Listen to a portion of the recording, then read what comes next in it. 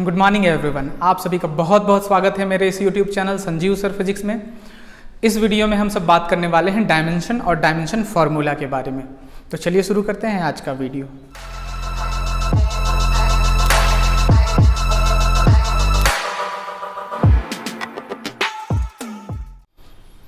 इस वीडियो में हम सब बात करने वाले हैं डायमेंशन के बारे में और डायमेंशन फार्मूला के बारे में। जैसे पिछला वीडियो में आपको यूनिट के बारे में बताया गया था, फंडामेंटल क्वांटिटी के बारे में बताया गया था, डिराइव्ड क्वांटिटी के बारे में बताया गया था और इन सब का यूनिट के बारे में बताया गया था। अब हम सब डायमेंशन को समझते हैं कि डायमेंशन होता क्या है या डायमेंशन फार्मूला क्या होता है। तो डायमेंशन फंडामेंटल यूनिट का पावर होता है जो डिराइव्ड क्वांटिटी में होते हैं। डायमेंशन पावर होते हैं, the power of fundamental unit. Fundamental unit के पावर होते हैं विच फॉर्म्स, जो बनाते हैं फिजिकल क्वांटिटी, है ना, फिजिकल क्वांटिटी। ये फंडामेंटल यूनिट या फंडामेंटल क्वांटिटी के पावर होते हैं। जैसे इन सबको रिप्रेजेंट किया जाता है। कैसे रिप्रेजेंट किया जाता है? जैसे फंडामेंटल क्वांटिटी जितने हैं, फंडामेंटल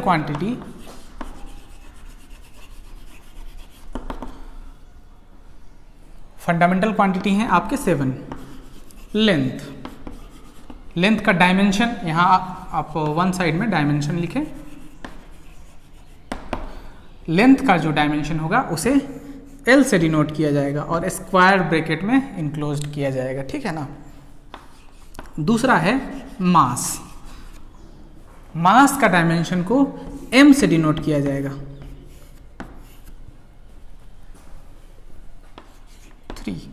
3 टाइम का डायमेंशन को T से डिनोट किया जाएगा। Current, electric current, electric current को A से डिनोट किया जाता है। कहीं कहीं किसी बुक में I भी मिलता है, पर हम लोग A यूज कर सकते हैं। 5 टेम्परेचर, थर्मोडायनेमिक टेम्परेचर। टेम्परेचर को केल्विन K से डिनोट किया जाता है। 6 है अमाउंट ऑफ सब्सटेंस,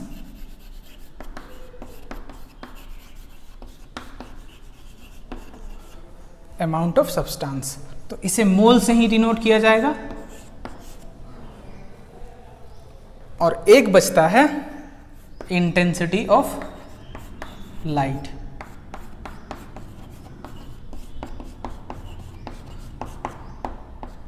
जिसे कैंडेला CD से डिनोट किया जाएगा। तो ये 7 फंडामेंटल क्वांटिटी है, क्योंकि जितने भी फंडामेंटल क्वांटिटी हैं वो सारे डिराइव्ड या फिजिकल क्वांटिटी में होते हैं। सो फिजिकल क्वांटिटी में क्या होंगे? इन सब का मिक्सचर होगा। जैसे बहुत ही सिंपल हम सब लेते हैं, जैसे स्पीड लेते हैं। स्पीड को आपको डायमेंशन से आपको बताना है। तो अब स्पीड क्या होता है? Distance travel upon time taken. तो डिस्टेंस एक लेंथ होता है और लेंथ का होता है डायमेंशन L, टाइम का T। सो ये हो गया LT-1, ठीक है। वेलोसिटी का भी यही होता। अब इसको क्या बोलेंगे? लेंथ में डायमेंशन 1 है और टाइम में -1 है, जब स्पीड की बात करेंगे, ठीक है ना। फोर्स हम सब देखते, फोर्स कैसे कैलकुलेट करते? फोर्स होता है मास टाइम्स एक्सेलरेशन। मास का तो A, आप M शो कर देते। एक्सेलरेशन क्या करते? एक्सेलरेशन होता है वेलोसिटी बाय टाइम। तो वेलोसिटी और स्पीड का एक ही होता है LT-1 और यहाँ फिर से टाइम, सो ये हो जाता LT-2। सो MLT-2 ये आपका फोर्स का हो जाता, ठीक है। तो इस तरीके से डायमेंशन को डिनोट किया जाता है इसके बहुत सारे एडवांटेज हैं जो हम बाद में देखेंगे इसके एडवांटेज हैं क्या। अभी हम सब कुछ क्वांटिटी हैं जिनके बारे में डायमेंशन एनालिसिस करते हैं कि डायमेंशन से उनको कैसे डिनोट किया जाता है।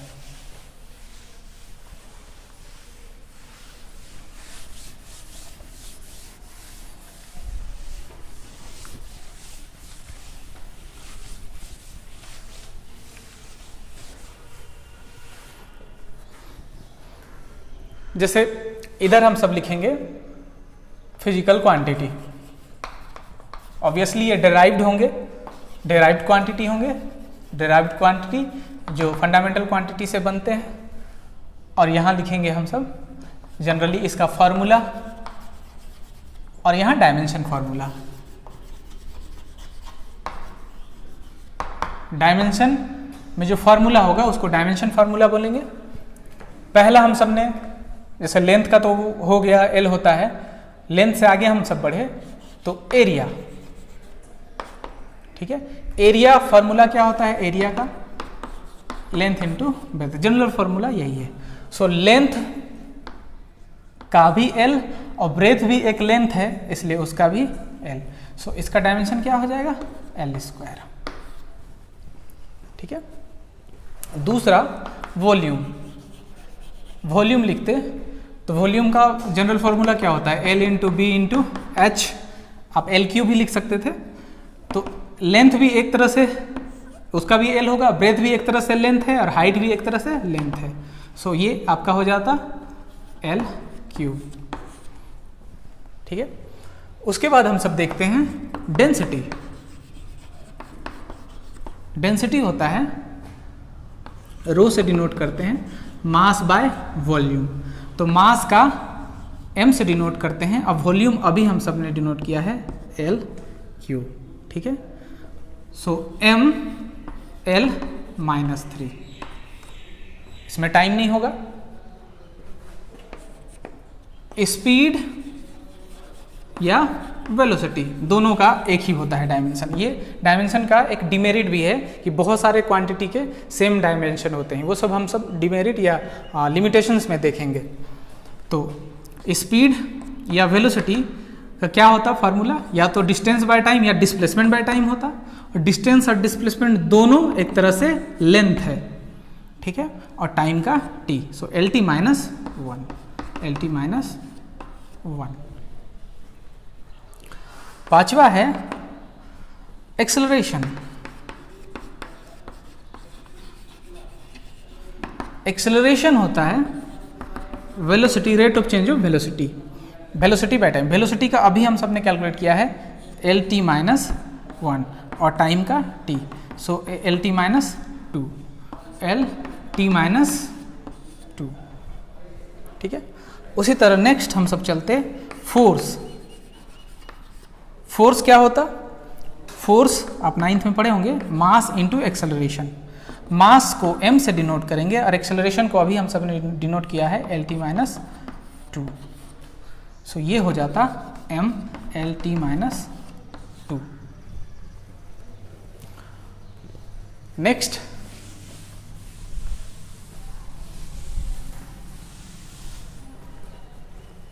फोर्स हो गया। अब वर्क, तो वर्क का क्या हो जाता, फोर्स टाइम्स डिस्प्लेसमेंट। फोर्स का अभी हम सब ने कैलकुलेट किया m l t minus two, और डिस्प्लेसमेंट का होता है, डिस्प्लेसमेंट भी एक लेंथ है, तो ये आपका हो जाता है m और ये l square t minus two, ठीक है। क्योंकि वर्क डन जो होता है वो एनर्जी भी होता है, एनर्जी के रूप में स्टोर भी होता है। सो एनर्जी और वर्क का दोनों का सेम डायमेंशन होगा, ठीक है। कोई भी energy, kinetic energy, potential energy, जो भी एनर्जी हो सबका सेम होगा। पोटेंशियल एनर्जी आप देखें, पोटेंशियल एनर्जी, पोटेंशियल एनर्जी क्या फॉर्मूला आप देखते हैं, याद होगा 9th में आपने पढ़ा था। किसी ऑब्जेक्ट जिसका मास m हो, हाइट h पर रखा जाए तो mgh, m है मास, g क्या है acceleration due to gravity, L T minus two, और हाइट भी एक तरह से लेंथ है, तो क्या हो जाएगा m l two t minus two, m l two t minus two. तो कोई भी एनर्जी हो और वर्क हो, दोनों का डायमेंशन सेम होगा।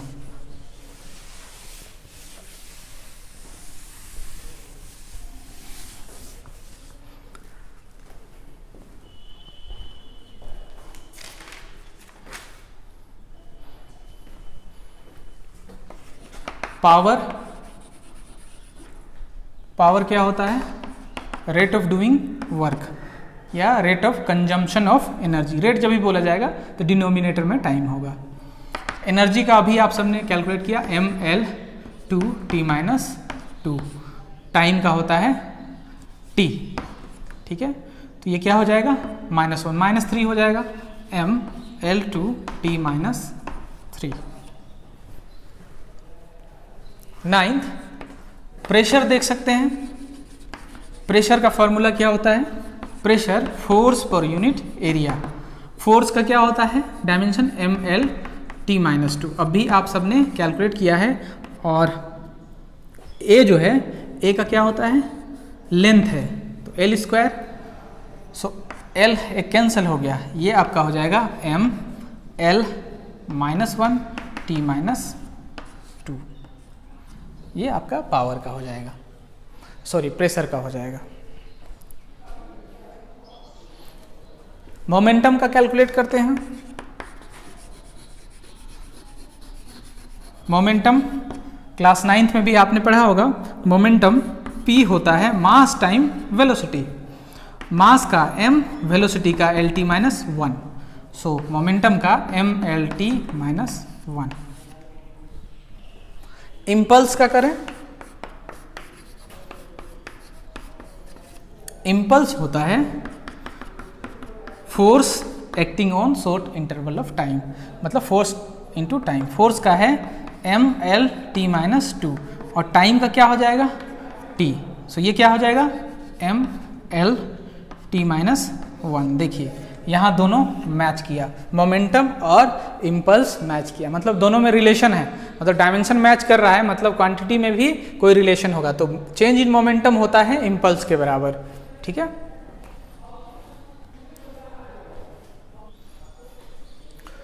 नेक्स्ट आप वेवलेंथ। वेवलेंथ क्या है? वेवलेंथ एक डिस्टेंस है, ठीक है, जिसको लेमडा से डिनोट करते हैं। उसका डायमेंशन L होगा।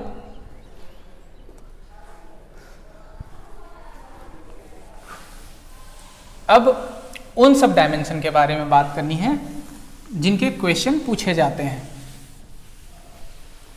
जैसे gravitational constant, universal gravitational constant,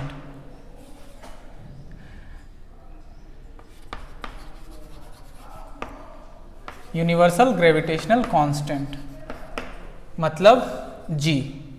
तो F equals to G(m1m2)। Universal formula for force के लिए क्या था? F is equals to G(m1m2)/r²। तो G क्या हो जाता? G हो जाता F force distance square m1m2। अब इन सबको डायमेंशन में बदलना था। फोर्स का क्या होता है? mL/t-2। r मतलब डिस्टेंस, मतलब लेंथ, स्क्वायर है। m1m2 मास है, मतलब m²। सो एक m यहाँ से कैंसिल हुआ। सो आपका ये हो जाएगा m-1, L का वैल्यू Q, T का वैल्यू -2। ये बहुत इंपॉर्टेंट है, ग्रेविटेशनल कांस्टेंट।